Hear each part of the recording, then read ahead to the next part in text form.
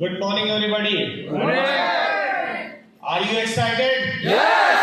Are you excited? Yes! My dear friends, मेरा नाम सईद इरशाद अहमद है और मैं गोरखपुर डिस्ट्रिक्ट से बिलोंग करता हूँ।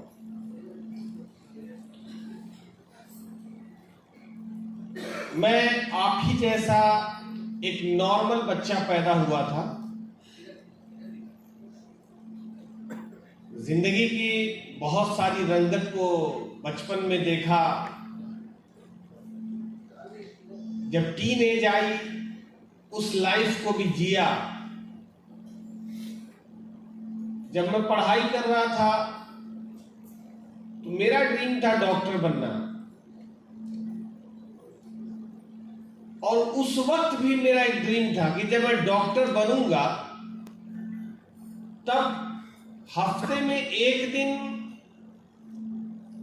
गरीब लोगों को फ्री में चेक करूंगा, उनको फ्री में दवा दूंगा। यह सोच मेरी तब भी थी। जब मैं छोटा था तो मेरी मम्मी जो थी वो एक टीचर, और मैं जब कहीं भी जाता था तो उनकी वजह से बहुत रिस्पेक्ट मिलती थी कि फला टीचर का लड़का है। तो मेरे मन में एक विचार पैदा होता था कि जब मैं बड़ा बनूंगा तो कुछ ऐसा करूंगा कि मेरे माँ बाप की पहचान मेरे नाम से बने।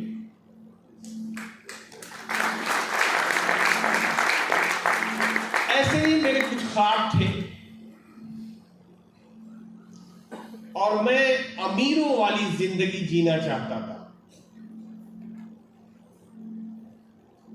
बचपन से मैं लग्जूरियस लाइफ जीना चाहता था,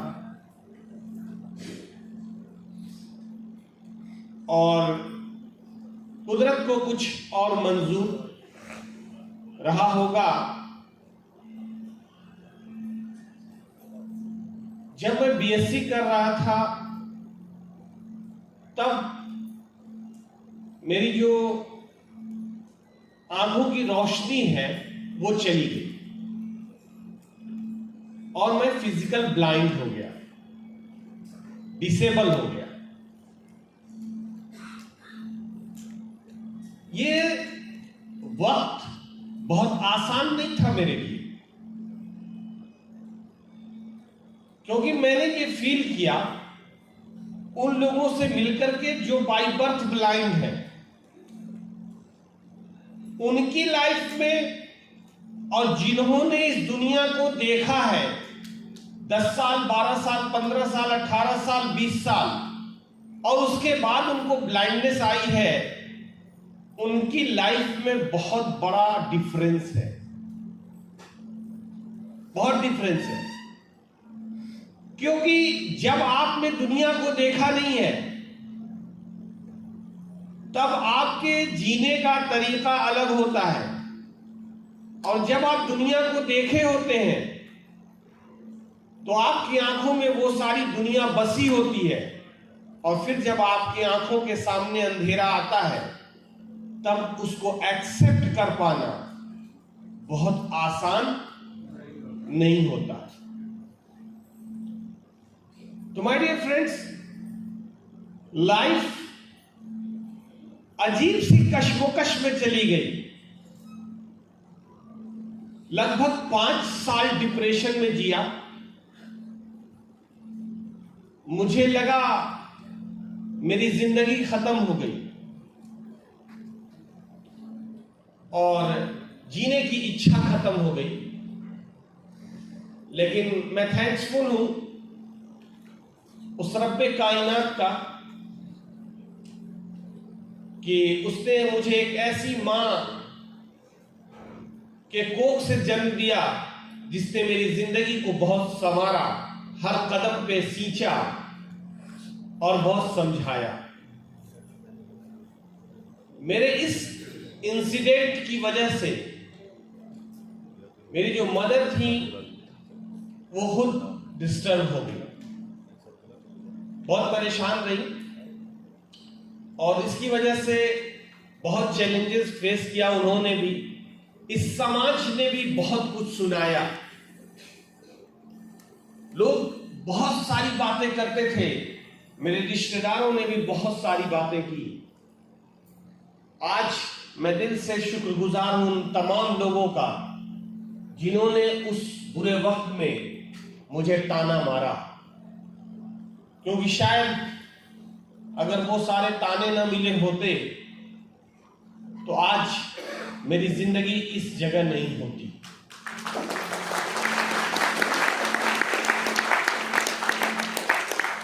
माय डियर फ्रेंड्स, मैं थैंक्सफुल हूं उन लोगों का भी जिन्होंने मुझ पे भरोसा किया, क्योंकि मेरा अपना ये मानना है कि मेरे जैसे इंसान पे भरोसा करना भी बहुत बड़ी बात है, क्योंकि राह में आपको बहुत सारे लोग मिलते हैं जो आपको तरह तरह की बात कह के आपको प्रलोभन दिया करते हैं, लेकिन उसके बावजूद बहुत सारे लोग मेरे साथ डटे रहे, तो मैं उनका दिल से शुक्रगुजार हूं। मैं थैंक्सफुल हूं अपनी दो खास शख्सियतों की, जिसमें एक है मिस्टर रमेश नारायण राय और दूसरे हैं मिस्टर दिवाकर देव मिश्रा। मैं चाहूंगा इन दोनों लोगों के लिए जोरदार तालियां, जोरदार तालियां।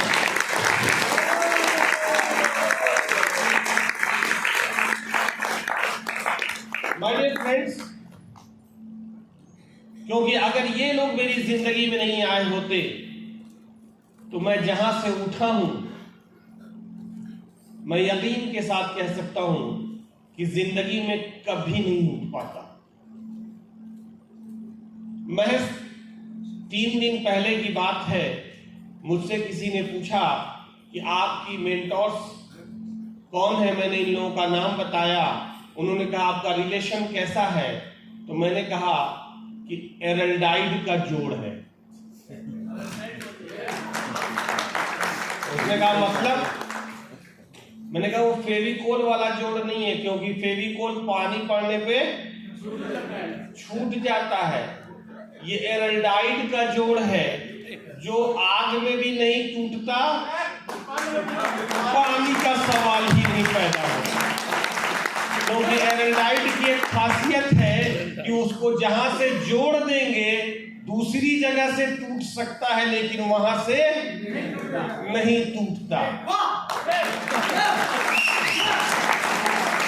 उसने कहा वाह भाई वाह, ऐसा भी कुछ है क्या? मैंने अभी तक फेविकॉल का जोड़ सुना था।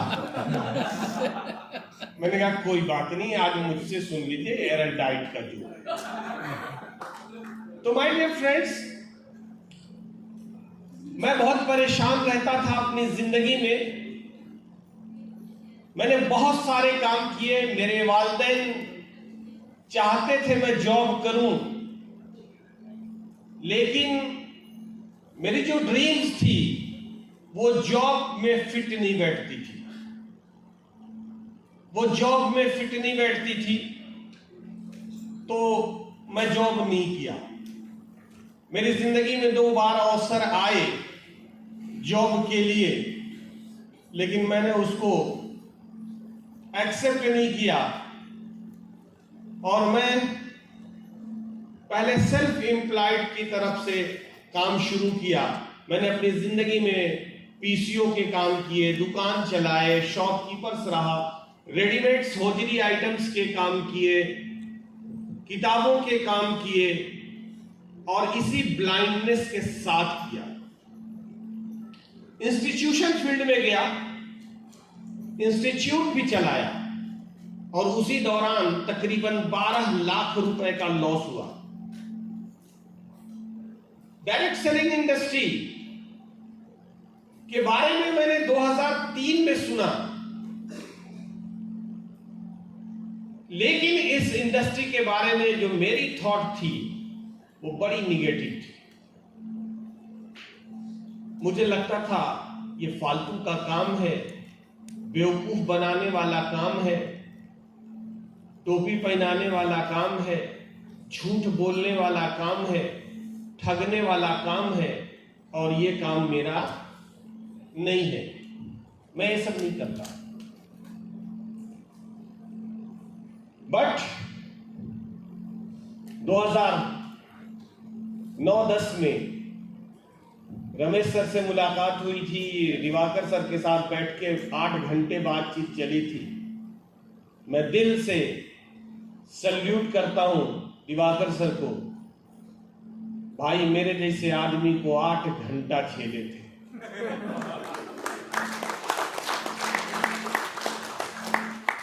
तो 8 घंटा में इन्होंने, और रमेश सर की तो बात ही क्या है, इन्होंने तो मुझे उंगली पकड़ के इस इंडस्ट्री की ABCD सिखाई है, और दिवाकर सर के मार्गदर्शन में, इनके सानिध्य में लाके तराशा है। और याद रखिएगा, डायमंड की जो कट होती है ना, वही उसकी कीमत बढ़ाती है। डायमंड कुछ छोटा नहीं है, डायमंड भी एक पत्थर ही है, लेकिन जो संग तराश होता है ना, वो उस पर जो कट मारता है ना, और उस कट की वजह से उसकी वैल्यू बढ़ती है। तो मैं थैंक्सफुल हूं दिवाकर सर का, थैंक्सफुल हूं रमेश सर का, कि इन सब की वजह से मेरी वैल्यू बढ़ गई। वरना जब तक बिके न थे कोई पूछता न था, और तूने खरीद कर मुझे अनमोल कर दिया। तो माय डियर फ्रेंड्स, सिंपल सी बात थी। लाइफ में डायरेक्ट सेलिंग इंडस्ट्री का बिलीव बढ़ा, डायरेक्ट सेलिंग इंडस्ट्री को मैंने एक्सेप्ट किया। डिसीजन बड़ा आसान नहीं था, क्योंकि जैसे ही मैंने डिसीजन लिया,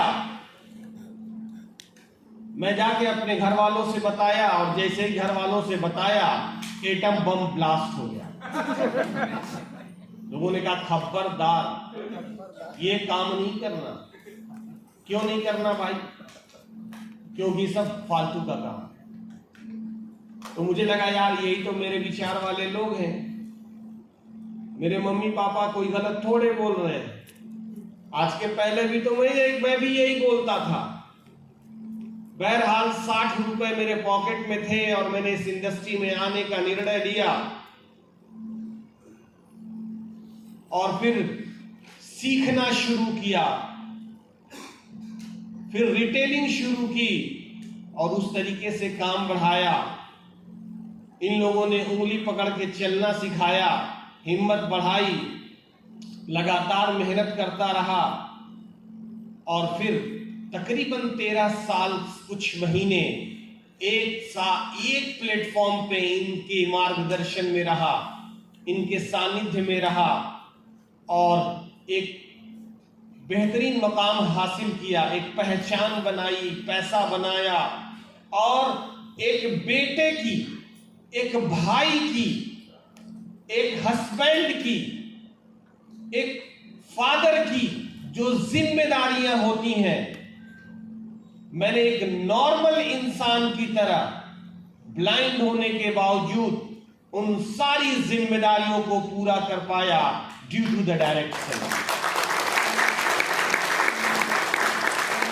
अगर डायरेक्ट सेलिंग नहीं होती तो आप यकीन मानिए कि इन 13 सालों में जो जो जिम्मेदारियां मेरे ऊपर आई और जितने पैसे मुझे खर्च करने पड़े, अगर मैं जॉब करता तो मैं चैलेंज करता हूं, हिसाब किताब जोड़ के आपको दिखा सकता हूं, मैं जॉब से किसी भी कीमत पर वो जिम्मेदारी नहीं निभा पाता। सो माय डियर फ्रेंड्स, 2022 में कुछ चैलेंजेस लॉकडाउन के बाद आने शुरू हुए थे। हम लोग तो पैसा बना रहे थे, नो डाउट, लेकिन टीमों में बहुत स्ट्रगलिंग आ गई थी, लोग परेशान थे, और तब हम सब ने मिलकर के एक चेंज का डिसीजन लिया था। और चूंकि मैं सबमिट करता हूं, तो मेरा अपना ये मानना है कि एक बार अगर मैं किसी में सबमिशन कर दिया तो फिर उसके डिसीजन पे कोई सवाल पैदा नहीं होता। दुनिया इधर की उधर हो जाए, जिसमें मैं सबमिट करता हूं उसके डिसीजन पे मेरा कोई सवाल नहीं है। मैं तब भी उनके साथ था, आज भी उनके साथ हूं और भविष्य में भी उन्हीं के साथ रहूंगा। तो माय डियर फ्रेंड्स, मैं यहां आया जिस महीने मैंने पुरानी कंपनी को रिजाइन किया था, उस महीने भी एक हैंडसम अमाउंट का चेक मेरा था। आज भी एक अच्छी जिंदगी जी रहा हूं। और मैं आपसे सिर्फ लास्ट में एक बात कहना चाहूंगा कि अगर आपको अपनी जिंदगी में कामयाबी चाहिए, अगर आपको अपनी जिंदगी में कामयाबी चाहिए, तो आपको अपने अंदर 3 बातें पैदा करनी पड़ेंगी। एक, काबिलियत पैदा करना पड़ेगा। काबिलियत समझ रहे हैं ना? अपनी अंदर लायकियत पैदा करना पड़ेगा, अपने अंदर स्किल डेवलप करना पड़ेगा। और स्किल देने के लिए, आपको स्किल्ड करने के लिए टीम हैप्पी वॉरियर्स और हम सब की मेंटोर्स दिन रात लगे हुए हैं। तो आपको अपने अंदर काबिलियत पैदा करना होगा। और दूसरा, टिके रहने की हिम्मत पैदा करनी होगी। आंधी आवे, तूफान आवे, चाहे कोई लालच दे, चाहे कोई कुछ भी करके बहकावे, लेकिन आपको टिके रहना होगा। परीक्षाएं आएंगी आपके साथ, क्योंकि सफलता आसानी से नहीं मिलती।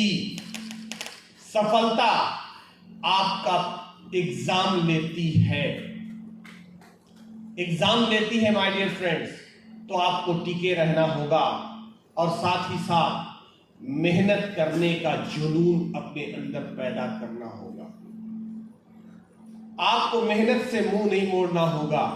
अगर ये आप करने को तैयार हैं तो कामयाबी झंक मार के आपके पास आएगी, झंक मार के आपके पास आएगी माय डियर फ्रेंड्स। उतार चढ़ाव जीवन का हिस्सा है, इससे डरिए नहीं। क्योंकि याद रखिए, सूरज डूबता है, रात होती है, फिर से सुबह होती है, फिर से सुबह होती है, और वह सुबह फिर से आपको एक नई होप जिंदगी में देके जाती है। माय डियर फ्रेंड्स, आज मेरी जिंदगी में, आज अगर मैं जिंदा हूं तो वही जिंदगी मेरी सिर्फ एक उम्मीद है, एक होप है। वरना मैं तो, अगर होप मेरी टूट गई होती तब तो मैं कब का सुसाइड कर चुका होता या नहीं, कर चुका होता या नहीं। तो माय डियर फ्रेंड्स, मैं आपका बहुत समय नहीं लूंगा, बस एक बात लास्ट में कहना चाहूंगा कि ये सफलता मुझे भी आसानी से थाली में परोस के नहीं मिली है। मैंने इसकी बहुत कीमत दी है, बहुत कीमत दी है माय डियर फ्रेंड्स। लोगों के ताने सुने हैं, मोटरसाइकिल से चोटें लगाई हैं, सीवर के गड्ढे में गिरा हूं, ट्रक से लड़ा हूं, लोगों ने मेरा साथ छोड़ दिया है। लोगों ने ये कह के भी छोड़ा कि भाई उनको दिखता नहीं, वो क्या करेंगे। लोगों ने कहा अरे उनको दिखता है नहीं, वो कितना सपोर्ट कर पाएंगे। लेकिन मैं डटा रहा, मैं टिका रहा और मैं आगे भी टिका रहूंगा। और इंशाअल्लाह मैं आपको फिर से एक नई हिस्ट्री क्रिएट करके दिखाऊंगा, क्योंकि मेरा अपना ये मानना है कि जिस पे जग हंसा, जिस पे जग हंसा, उसी ने इतिहास रचा।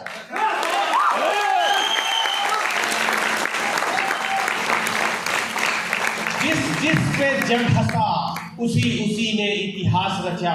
सो माय डियर फ्रेंड्स, मैं पैदा ही हुआ हूं इतिहास रचने के लिए, और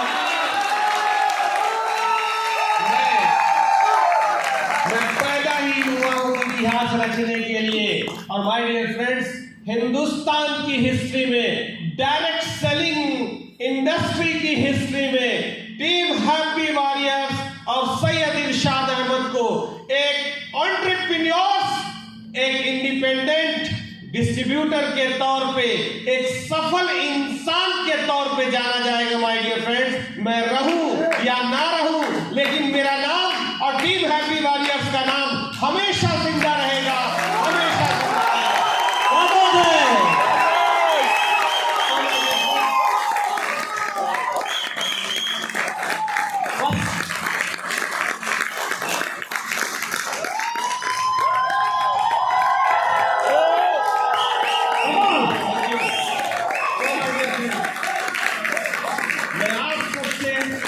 एक बात कहना चाहूंगा, आप सब भी अपनी होप मत खोइएगा, होप मत खोइएगा my dear friends. Team happy warriors का साथ आप सबके साथ है। हम सब मिल करके हिंदुस्तान